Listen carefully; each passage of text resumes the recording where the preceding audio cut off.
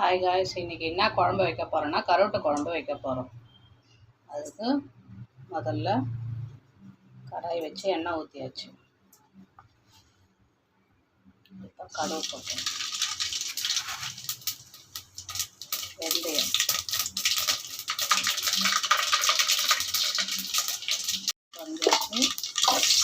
வெங்காயம், சின்ன வெங்காயம், இப்போ தக்காளி வெங்காயம் நல்லா வதங்கிடுச்சு. சின்ன வெங்காயமும் தக்காளியும். இப்போ இந்த ஸ்டேஜில் வாழைக்காய், உருளைக்கிழங்கு, கத்திரிக்காய், முருங்கைக்காய், கருவாடு எல்லாத்தையும்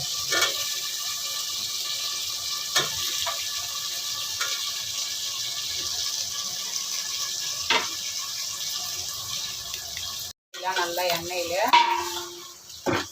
வதங்கியாச்சு. இப்போ இந்த ஸ்டேஜில்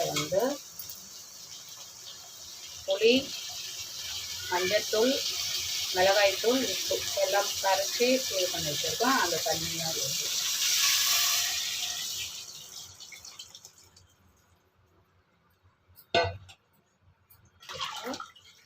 குழம்பு நல்லா கொதிக்க விடணும். குழம்பு ரெடி ஆகிடுச்சு. இறக்குற ஸ்டேஜு. சுவையான கருவாட்டு குழம்பு ரெடி. நீங்களும் உங்கள் வீட்டில் செஞ்சு பார்த்துட்டு எப்படி இருக்குதுன்னு சொல்லுங்கள். பிடிச்சிருந்தா லைக் பண்ணுங்கள், ஷேர் பண்ணுங்கள், மறக்காமல் சப்ஸ்கிரைப் பண்ண மறந்துடாதீங்க.